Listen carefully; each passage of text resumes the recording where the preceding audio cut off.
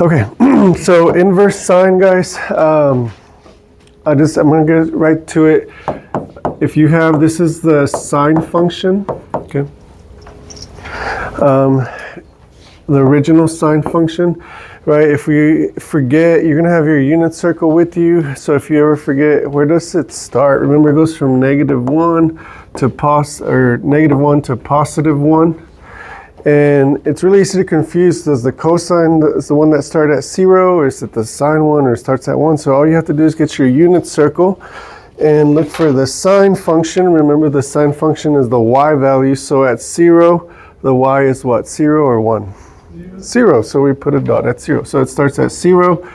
And we've graphed this really detailed, so I'm not going to spend a lot of time, but remember, it goes up to 1, and it comes back down, and it goes back up, and so on, and so on, and so on, right? And it repeats this pattern over and over and over for forever in both directions. Okay, that's the sine function.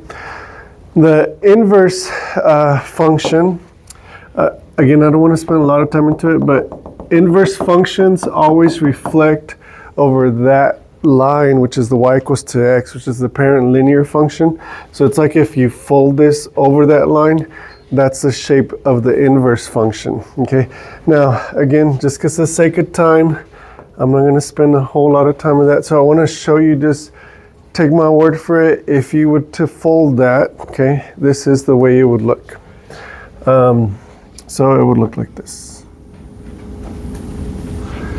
And it would just repeat that pattern over and over and over. So instead of going sideways, so to speak, it goes long ways, okay?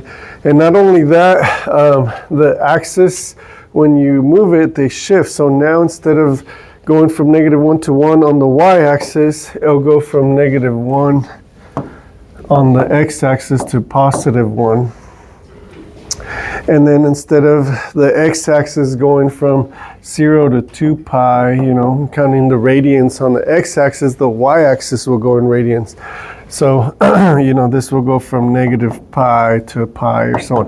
I'm going to draw this a lot more detailed. I just really quick, I wanted to give you a glimpse of what it looks like.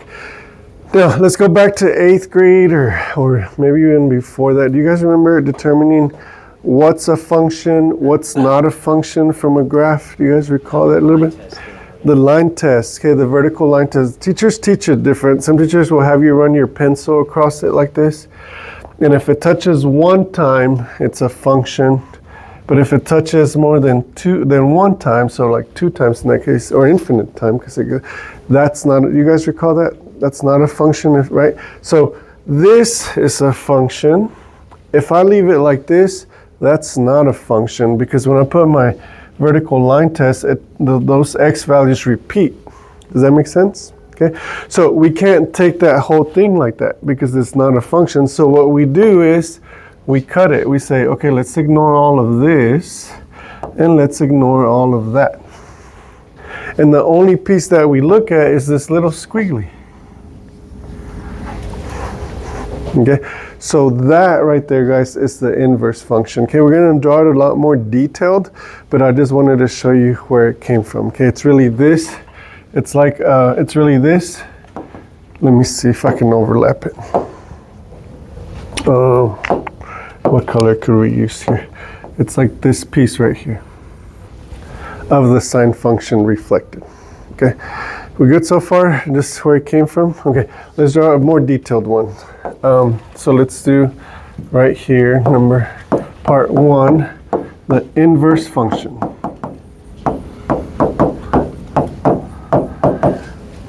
Okay, your understanding of this graph will make everything else easier. Okay, if you really understand where everything's coming from.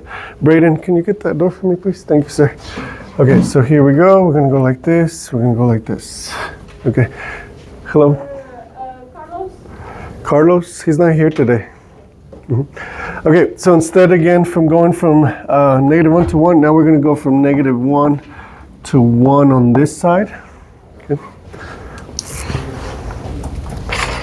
Okay, and we're going to go from -pi/2, which is -90 degrees, just so you make that connection, to the top, which is 90 degrees. Okay, so pi over 2. Please stop me, guys, if at any point I lose you. Okay, this is really important that you understand this graph. These points come from here. Okay, so we're going to put a point right here at -1, negative pi over 2. At 0, and up here in this corner. If I connect those dots, that's that little squiggly that we drew. Okay. That right there is your inverse function. Okay, again, the reason this does keep on going on forever, and that would keep on going on forever in theory, but that would make it not a function, so we cut those parts off. Does that make sense so far? Okay, now we're going to extract the domain and the range from this because they play a really big part. Okay.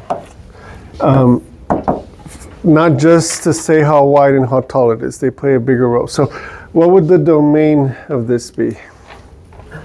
How far to the left does it go? -1. How far to the right? 1. That's your domain.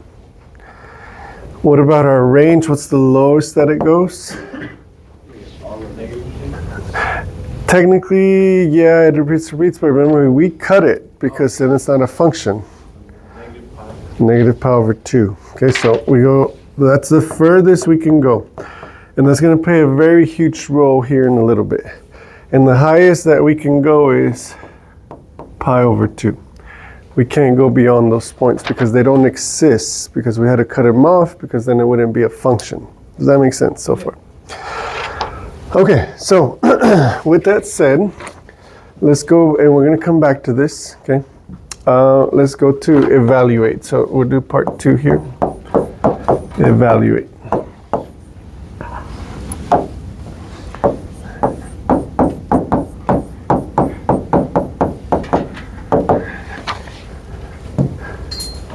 Okay, we're going to evaluate some of these. By the way, I forgot to mention, so inverse, right? That little -1, that means inverse, which I know you guys knew that. The one that you don't know yet, you're gonna see on the practice is arc. Okay, if you see the word arc, that just means inverse. So you're welcome to switch it to a -1, like it's the same thing. Okay, just 2 different ways to say the same information. Okay. Okay, so here's a typical problem. Let's do 1, the sine of theta. Right, let's pretend we were doing a triangle and then it's the opposite over the hypotenuse. Let's say the opposite was the square root of 2 and the hypotenuse was 2. Okay. Obviously, and here's what I want you guys to have really clear in your mind. Who is the angle and who are the sides? Right here is super obvious, right? This is the angle and those are the sides. Okay. We are looking for the angle. Okay, so anytime you need the angle, we do the inverse. Okay, so we're going to do the inverse sine. And basically, like visually what happens is they switch spots, right? So I'm going to take the sides and put them inside the argument, inside of the parentheses. And that equals to theta. So we switch sides. Now we're solving for theta, right? We're good so far? Okay. In the past, you would just chunk this in your calculator, and your calculator gives you the answer. Okay, but we're not going to have the calculator, so all today we're pulling the answers from the unit circle. Okay, so let's go to your unit circle. And is the unit circle the x's or the y's for sine? Y's, right? It's all the y values. And so I'm looking at this, I'm looking at all the y values, and I'm looking for square root of 2 over 2. Do you guys see it? Where do you see the y value of square root of 2 over 2? Okay, hold on, see how you guys, wait, no, oh, 45? It's 45. Anybody see it anywhere else? 135. What's going on? How can we have two answers? Okay. Well, not these, right? Because these are negative down here. But these two are both positive. You see that, guys? Okay, so there's an issue here. Okay, so 45, and what do we say? 135, right? So the answer is theta 135, or what was it? 45? Yeah. Okay. Obviously, an angle can't be two angles at once, right? So one of these answers is wrong. Back to this. Okay. This is your angle, right? And on our unit circle, is this the sides? Are they the x or the y? And this is the y on our unit circle. Okay.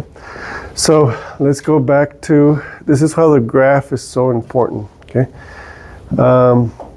So these numbers, so these are your angles, and these are your sides, or your y, right? So the angles can only go from, they only exist from negative 90 to positive 90, because after that, it doesn't exist. We had to cut off the rest of it.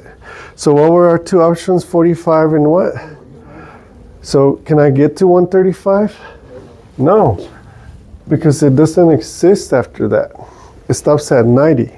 See, because the graph tells us it doesn't exist no more. That's why the domain and the range were so important, okay?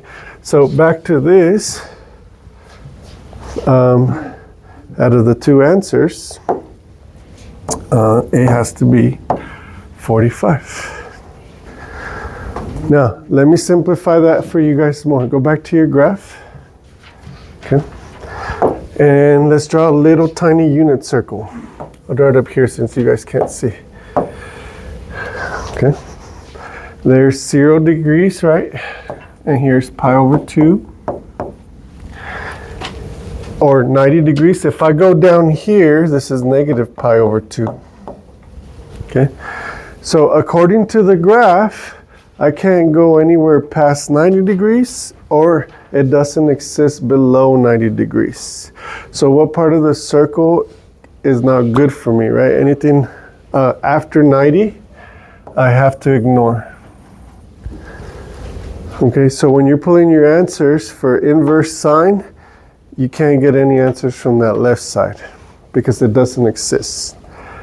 Does that make sense? Totally different, right, from sine and cosine and tangent. You can look at that whole circle. Now you can't. You can only look at this half. Does that make sense so far? Okay, let me see. Let's throw a fish line and see how you guys do. Let's do number 2. Okay, let's do the inverse sine. Let's make these up. Of square root of 3 over 2.